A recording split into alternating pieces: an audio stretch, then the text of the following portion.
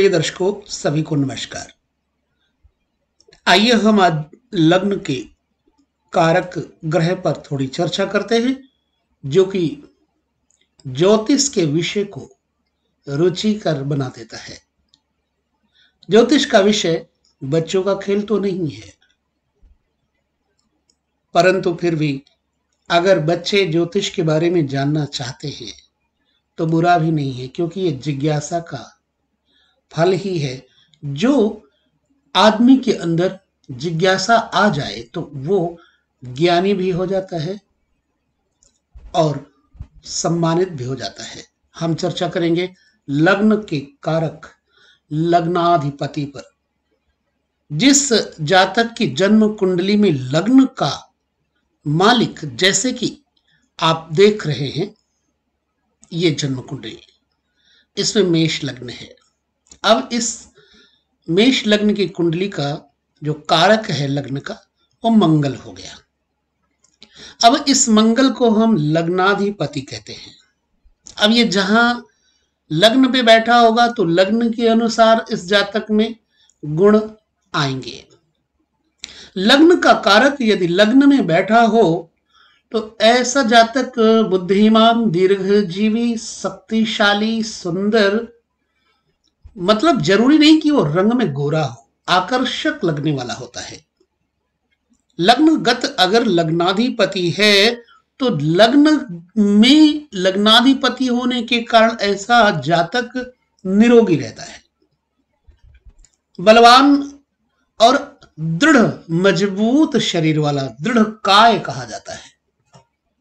और ऐसे व्यक्ति की प्रतिष्ठा बढ़ती है, थोड़ा चंचल होता है। ऐसे व्यक्ति जिसके लग्न के कारक लग्न में हो तो राजकुल और मंत्री पद पर बैठने की क्षमता होती है। इसमें थोड़ा विलासी होते हैं। लग्न का मालिक लग्न में हो तो धन संपन्न और सत्कर्म करने की इनमें होड़ लगी रहती है। अच्छे काम करने की इनमें बड़ी कुशलता होती है, इसीलिए ये कीर्तिमान बन जाते हैं। कीर्ति का मतलब होता है यश। बहुत लोग कहा करते हैं कि हमारी जिंदगी में यश तो है ही नहीं। तो भैया अपने लग्न के कारक को देखना। अगर आप लग्न के कारक को देखोगे, पाओगे कि आपकी जिंदगी में यश का जो कारण है न मिलने का, वो लग्न का कारक कहीं ना कहीं प्रभावित होगा। ख्याति तभी मिलती है जब आपके लग्न का मालिक मजबूत हो। हाँ, लग्न के मालिक की मजबूती लग्न में होने से कभी कभी दो पत्नियों का योग बना के तैयार कर देता है। भाव ये है, लग्नाधिपति जिन भाव में जाएगा उसको मजबूत करेगा। लेकिन अगर लग्न का कारक कहीं नीच चला गया, मान लीजिए इसमें मेष लग्न का कारक मंगल है और मंगल कर्क में नीच का हो जाता है, यही मंगल नीच में चौथे स्थान पे आ जाए तो ये प्रभावहीन हो जाएगा। प्रत्येक ग्रह अपने से सातवें घर में नीच का हो जाता है। ये बात आप पिछली वीडियो में लगभग देख चुके हैं। अगर लग्न का मालिक चला जाए दूसरे घर में तो दूसरे घर में होने पर जातक का स्वभाव निरंतर धन प्राप्त करने की इच्छा को लेकर के हर कार्य करेगा। ऐसी लगन होगी उसके अंदर कि मैं जो कार्य करूं उससे धन आए, पैसा आए, इसलिए वो धनवान होता है। और धन की प्रथम भूमिका होती है धर्म। जिसमें धर्म है वही धनवान होता है, और जहां धन है वहां धर्म भी होता है। इसलिए ऐसे जातक धनवान भी होते हैं और धर्मवान भी होते हैं, जिसका लग्नेश दूसरे घर में हो। शरीर मोटा होता है, थोड़ा स्थूल, लंबे चौड़े होते हैं। स्थान, किसी ना किसी विशेष स्थान के मालिक होते हैं। स्थानाधिप, राजमान्य, मंत्री पद इत्यादि इन लोगों को मिल जाता है, या अपने कबीले में सबसे श्रेष्ठतम बन जाते हैं ऐसे लोग, जिसका लग्नेश दूसरे घर में हो। समर्थ होते हैं, बलवान होते हैं, सत्कर्म परायण होते हैं, और इनकी आयु भी लगभग दीर्घजीवी होते हैं। शरीर की स्थूलता तो रहती ही रहती है, इसलिए मैंने आपको पहले बताया कि दूसरे घर में अगर ये लग्न का कारक जाएगा तो शरीर को मोटा कर देता है। दूसरा घर कुटुंब का भी है, तो दूसरे घर में अगर लग्नेश होगा तो कुटुंब से परिपूर्ण बनाता है, और ऐसा जातक अपने कुटुंब का पालन करने वाला होता है, परिवारजनों का पालन करने वाला तो होता है, और बड़ा ही सुशील बताया गया। यहां पर भी कई मत हैं, लग्न का मालिक दूसरे घर में चला जाए तो गुणवती स्त्रियां 2 होती हैं। अब ये कोई भी कारण बन सकता है। अब ये लग्नेश ही अगर तीसरे घर में चला जाए, तीसरा घर होता है जातक के सुहृद संबंधियों का, सहज भाव का, यानी कि मित्र वर्ग का, छोटे भाई बंधुओं का। लग्न का कारक अगर तीसरे घर में जाएगा तो ऐसा जातक अपने छोटे भाई बहनों के लिए जिम्मेदार शख्सियत वाला होगा। छोटे भाई बहनों के प्रति उसकी उदारता भी होगी, अनुशासन भी होगा, पराक्रमी भी होगा। क्यों? जब ऐसा जातक अपने मित्र संबंधी भाई बंधुओं को मजबूत करेगा तो भाई बंधु मित्र संबंधी भी उसको मजबूत करेंगे। इसलिए यह व्यक्ति जिसका लग्न का मालिक तीसरे घर में चला जाए तो दानी भी होता है, ऐसा जातक पराक्रमी भी होता है, बलवान, और समस्त प्रकार की संपत्ति धन वैभव से इसमें संपन्नता रहती है।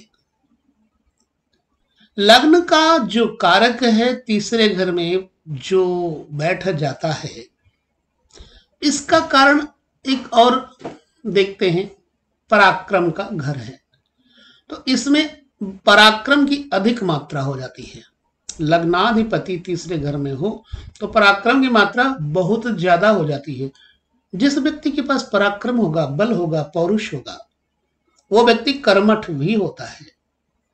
कई बार ऐसे लोगों को कर्म करते हुए देख करके, कर्मठता देख करके महिलाएं रीझ जाती हैं, स्त्रियां इनकी तरफ आकर्षित हो जाती हैं। अब वो कोई कारण हो जाए, जैसे गायन विद्या, नृत्य, कला, आर्ट इनके पास होने के कारण यहां पर भी कई ग्रंथ लिखते हैं कि कभी कभी 2 भार्या यानी 2 पत्नी वाला व्यक्ति होता है। यदि लग्नेश तीसरे घर में है,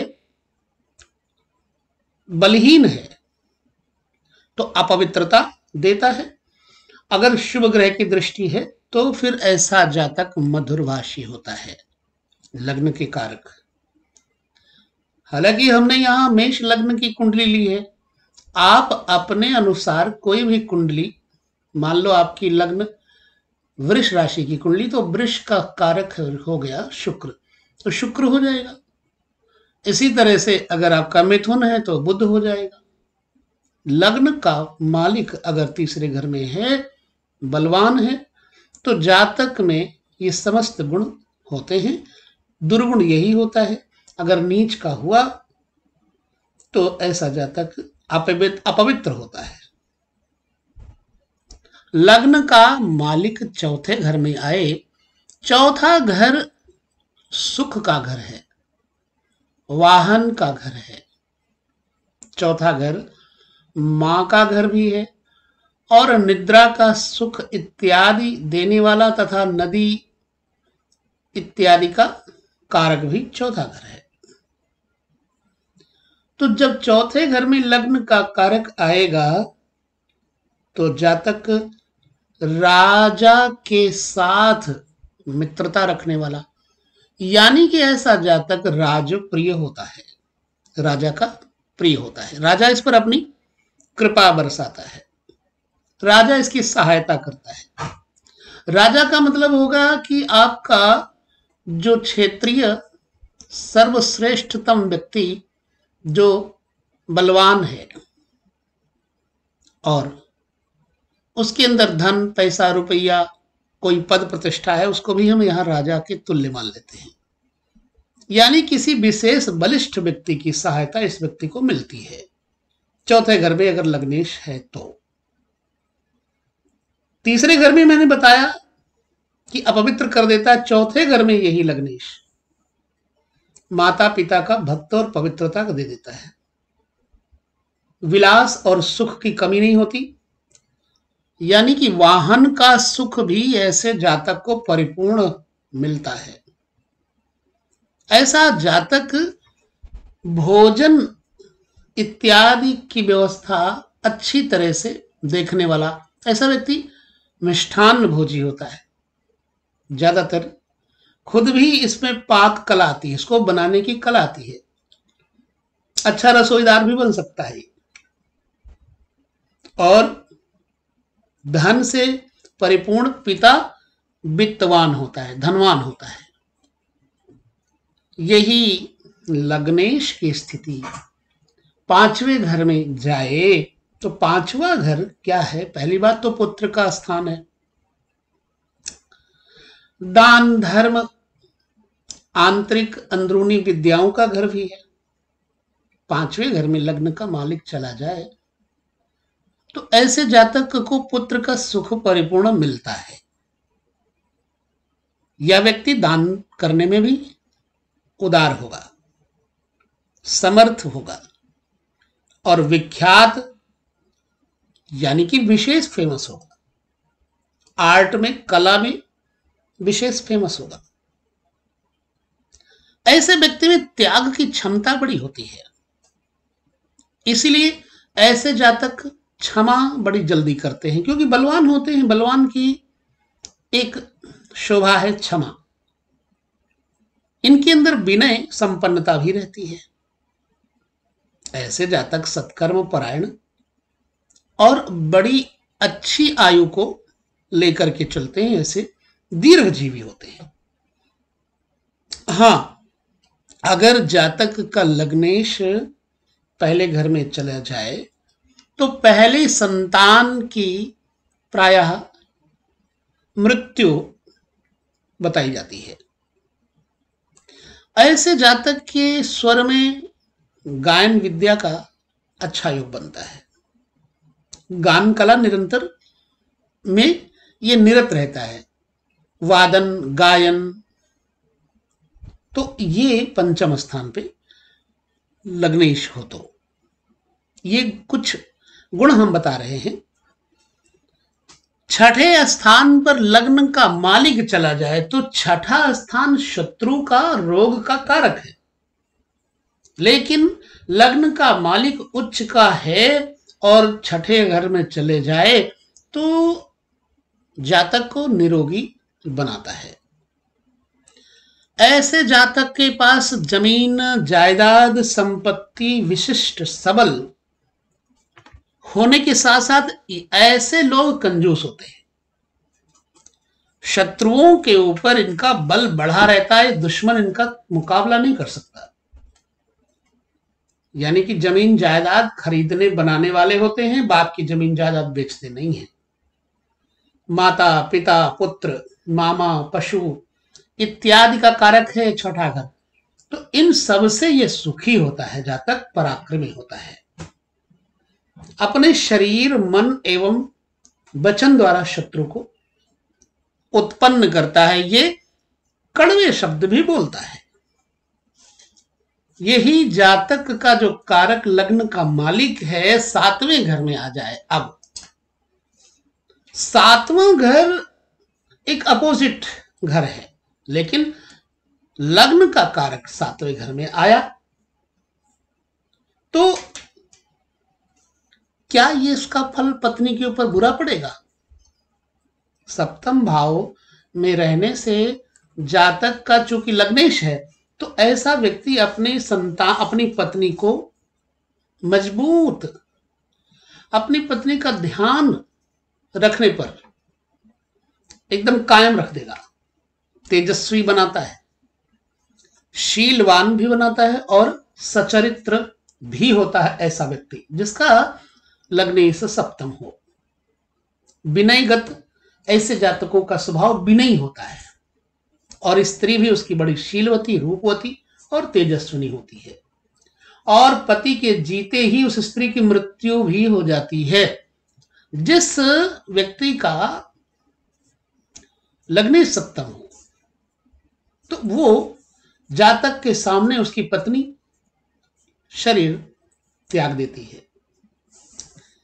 लग्न का कारक अष्टम भाव में लग्नेश चला जाए, लग्नाधिपति, तो जातक में कंजूसी बहुत आ जाती है।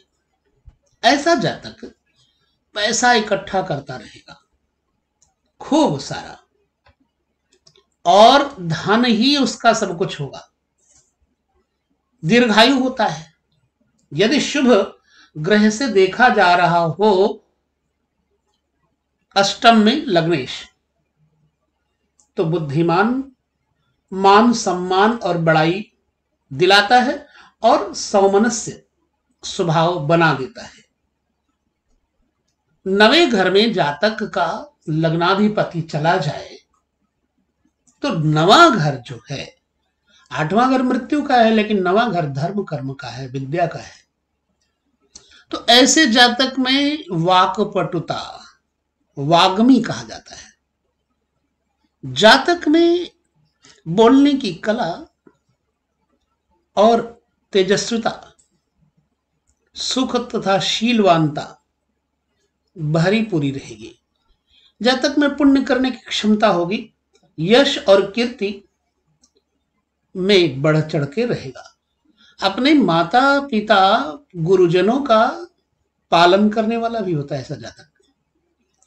और मनुष्यों में प्रतिष्ठित व्यक्ति होता है जिसका लग्नेश नवें घर में हो। धार्मिक भाई और धार्मिक मित्र इसके पास होते हैं।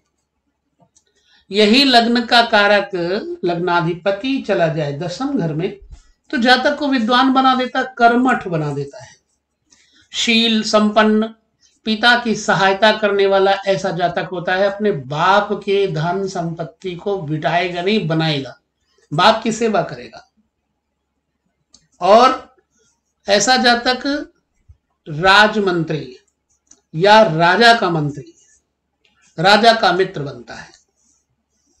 गुरुजन और माता आदि का आदर करने वाला जातक होता है। सुखी, राज्य, समृद्धि, विख्यात और भोगी तथा सत्कर्म करता होता है ऐसा जातक जिसका लग्नेश बैठ जाए कर्म में।